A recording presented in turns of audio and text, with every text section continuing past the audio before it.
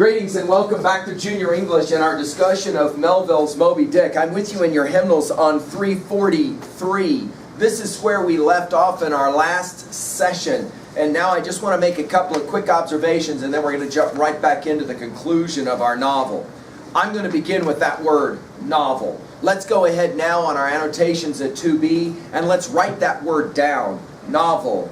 The word itself has a very interesting history in regards to writing. If you say about something that it is a novel idea, what you mean is it is a new or innovative idea. To use the term, however, novel in relationship to literary texts, we are talking about at least two things that differentiate it from a short story.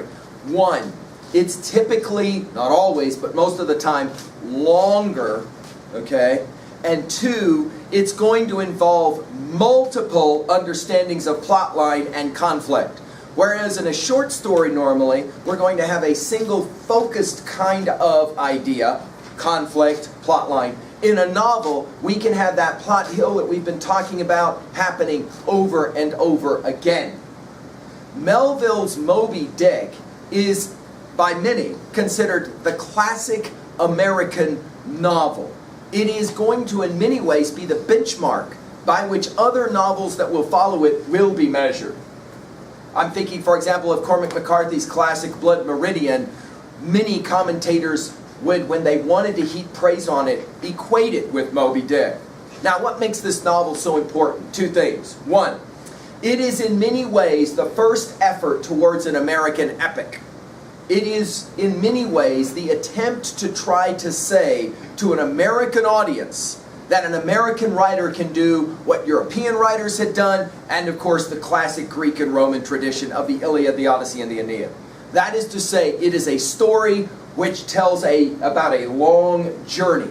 Now, quite literally, this is a journey that takes place on a ship called the Pequod. And we have a really important villain / anti-hero in Ahab, Captain Ahab. Ahab, as we discussed in our last session, is this strangely obsessed, myopic character who is out to get the great white whale, Moby Dick. Why does he want to kill this whale? Vengeance. He wants to take vengeance on a dumb brute, well, be it what Starbuck says, makes absolutely no sense. Now, within the story of Ahab's search to kill this whale, we also have the story of the narrator. His name is Ishmael. Now, if we wanted to, we could get into a lot of discussions about why the first line of the novel, "Call me Ishmael," is a very significant first line. In the Bible, there is a very famous story about a man named Abraham who wanted a child, couldn't have a child with his wife Sarah, and so Sarah, his wife, says to him, "Why don't you sleep with my servant girl named Hagar, and she can produce a son for you so that you can have lineage?" He does it. The child that is born is named Ishmael. Almost immediately after the birth of Ishmael, Abraham and Sarah have a son of their own. And in the process of the birth of Isaac, who is the true son, full son of Abraham, we have the emergence of very interesting history. Many people will in fact trace back in time the friction between Hebrews, Jews, and Arabs to this moment in time, when Ishmael is then thrown out of camp, thrown out of the family of Abraham, and he and his mother Hagar have to leave and be a wanderer. So in other words, the opening line of the novel, "Call Me Ishmael," is code language for I am a wanderer. And in fact, the narrator says this very thing. I was kind of bored with my life, and I wanted to go do something, so I got on his whaling boat, and he befriends the most remarkable of people, Queequeg, who is not at all an American. He is a native from the Pacific Islands, covered in tattoos, an amazing harpooner, and Queequeg and Ishmael have a relationship. So you have a story within a story as you study the classic novel Moby Dick. At the very end of the novel, you have the penultimate moment, and we obviously are coming back to this now, where Ahab and Moby Dick come face to face.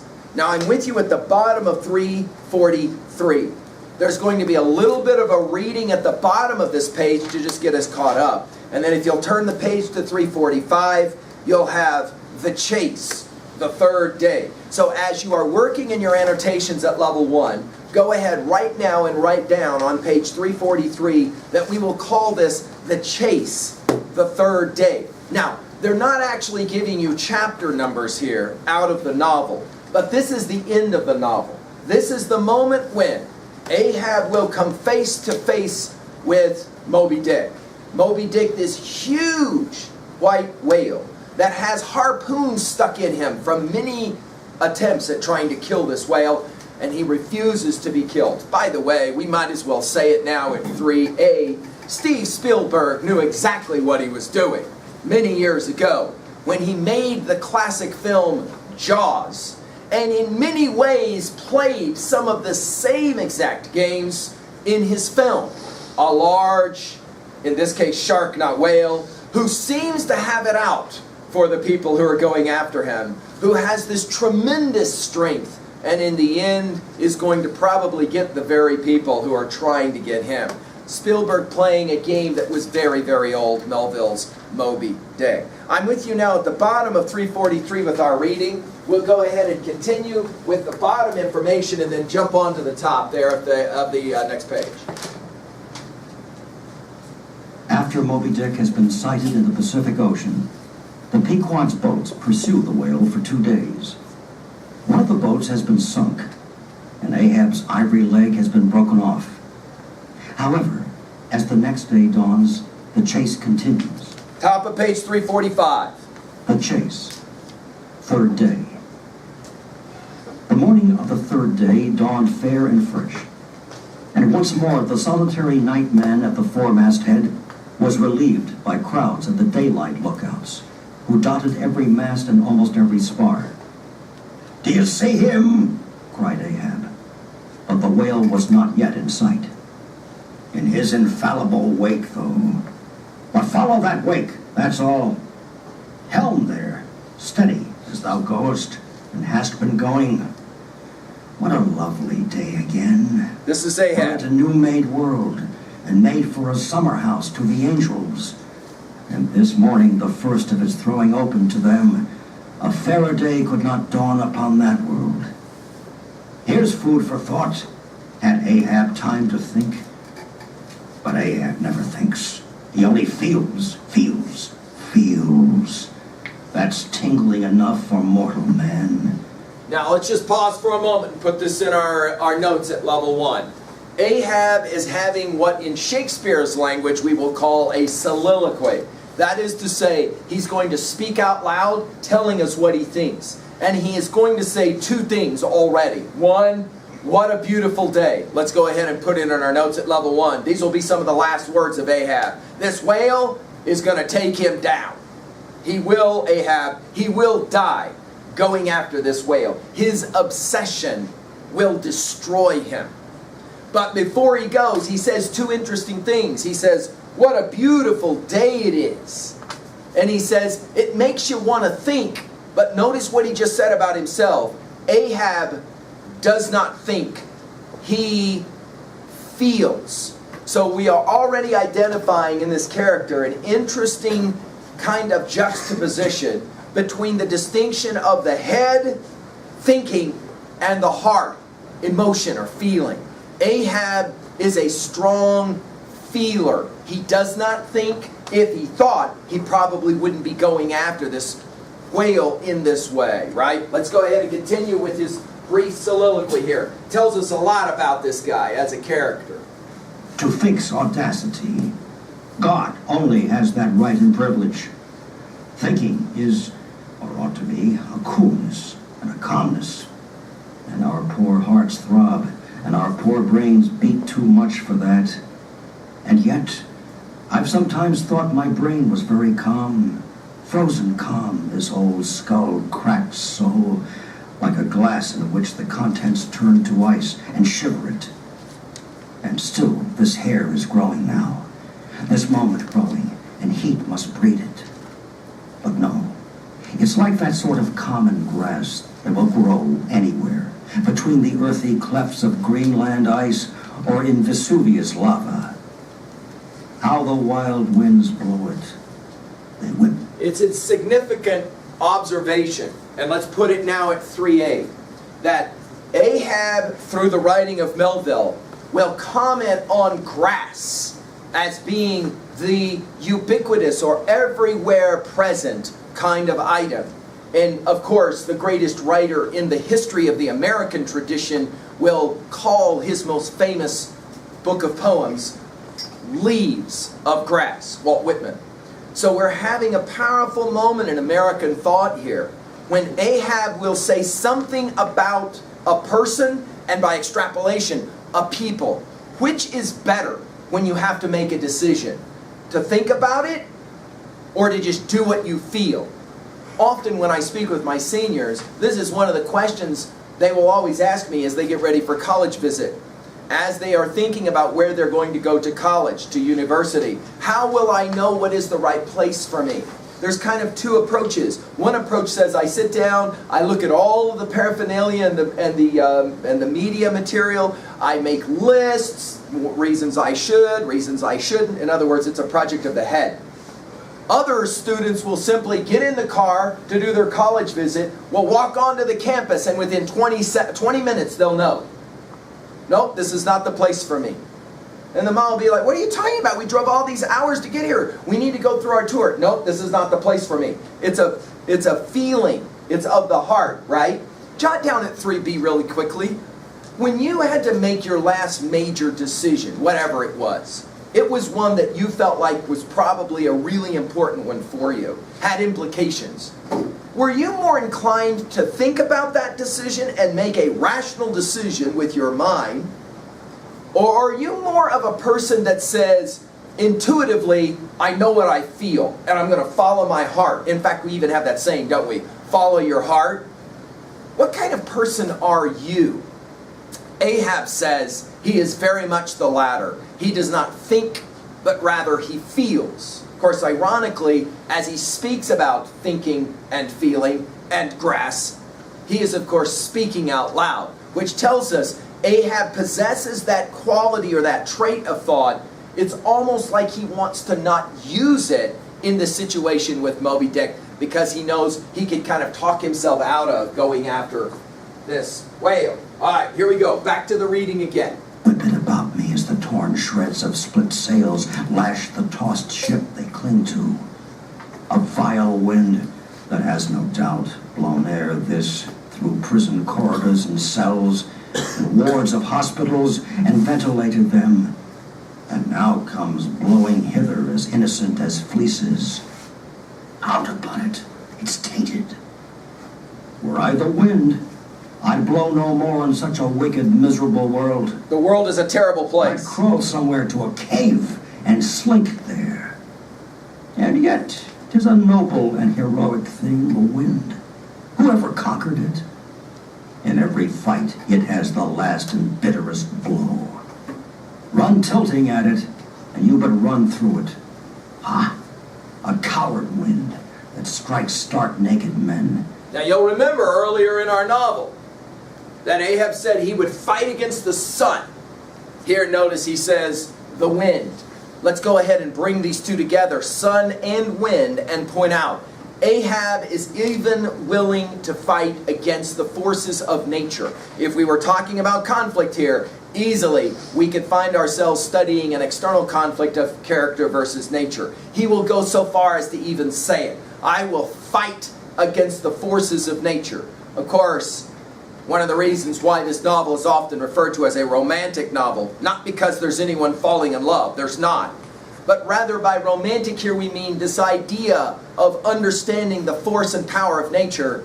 Ahab is a classic example of a character who wants to fight against the forces of nature, but cannot fight against the forces of nature. We might also put in our notes as well, Ahab is a man clearly fighting against his own nature, his own inner nature, his drive, his obsession to kill this whale, this Moby Dick. This passage, of course, some of the most famous quoted lines in all of the novel itself that we are studying right now. But will not stand to receive a single blow. Even Ahab is a braver thing, a nobler thing than that. Would now the wind but had a body, but all the things that most exasperate and outrage mortal man, all these things are bodiless, but only bodiless as objects, not as agents. There's a most special, a most cunning, a most malicious difference.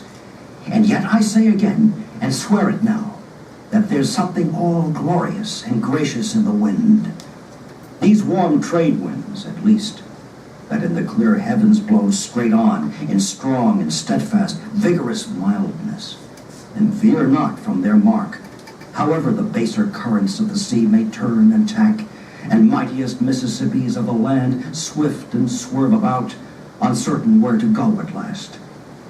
And by the eternal poles, these same trades that so directly blow my good ship on, these trades, or something like them, something so unchangeable and full as strong, blow my keeled soul along. To it! Aloft there! What do you see? Nothing, sir. Nothing, and noon at hand. The doubloon goes a-begging. See the sun. Aye, aye, it must be so. I've oversailed him. How got the start? Aye, he's chasing me now. Not I, him. That's bad. I might have known it too. Fool! So Ahab all of a sudden has an epiphany that he thinks he's chasing this whale. And all of a sudden he goes, you know what? This whale is toying with me. He's getting me in the place where he wants me so that he can get me, not that I can get him. And in this moment, of course, as your textbook will say on page 346 right there on the side margin, do you see it? The whale becomes an archetype. Let's write that word down at 2b. An archetype. Now, what exactly does that mean? Carl Jung, the great psychologist who studied for many years with Sigmund Freud, talked about archetypes. That is to say, these symbols which represent something far greater in the human condition. Also in the passage that you will read right there on the side margin, 346, whales have a lot to do with epic stories. Of course, maybe the most classic story of all about whales is from the Bible. I've already referenced that text once. It's hard not to when you study Melville's Moby Dick. You're probably familiar with the story of Jonah, the man who was swallowed by what is usually translated as a large fish. Some will translate it as a whale, and then is able to survive the experience of being swallowed by the whale. The whale here becomes the symbol of everything that is unconquerable. Ahab cannot conquer this whale, and he knows it. But instead of turning his ship around and sailing home saying, enough, you win, I give up, acquiesce. Instead of doing that, Ahab says, go forward. Question for your notes. Is Ahab a hero? Is it heroic to go for something when you know it's not going to work out and you still do it anyway? Is there something courageous about that? Something noble about that? When we think about sports, for example, we sometimes will celebrate, right, the fighter who continues to try even though he or she knows, I probably am not going to survive and win. I'm going to give it a try anyway. Is Ahab heroic or no? Melville forces the reader to have to decide whether we think that Ahab is just completely insane or if he's heroic or some combination of the two. Let's keep going. He's looking now for the whale who he realizes is looking for him. And for those of you that, again, know Spielberg's movie Jaws, you can already start to hear the music starting up. Ba-bum, ba-bum, ba-bum. Right, Melville's getting you ready. That whale is starting to come up, and they're going to have a meeting, and it won't be pretty. The lines, the harpoons he's towing. I have run him by last night. About! About! Come down, all of ye, but the regular lookouts. Man the braces! Steering as she had done, the wind had been somewhat on the Pequod's quarter, so that now being pointed in the reverse direction, the braced ship sailed hard upon the breeze as she returned the cream in her own white wake. Against the wind he now steers for the open jaw, murmured Starbuck to himself, as he coiled the new hauled main brace upon the rail. God keep us, but already my bones feel damp within me, and from the inside wet my flesh. I misdoubt me that I disobey my God in obeying him. Fascinating. Write in your notes, level 1, Starbuck. The first mate says, this is bad, dude, this is bad. He goes, I got a really bad feeling here. We're turning the ship around and we're going right into the open jaws. We're speaking metaphorically now at this point. The whale hasn't shown himself yet. Right into the open jaws of this force. And I feel almost as if I'm disobeying God by obeying Ahab. In many ways, Ahab will be the satanic force of the novel, juxtaposed against the force of nature. Maybe Ahab himself is a force of nature. Let's keep going. Stand by to sway me up, cried Ahab, advancing to the hempen basket. We should meet him soon. Aye, aye, sir. And straightway Starbuck did Ahab's bidding, and once more Ahab swung on high. A whole hour now passed, gold beaten out to ages. Time itself now held long breaths with keen suspense. But at last, some 3 points off the weather bow, Ahab described the spout again, and instantly from the 3 mastheads 3 shrieks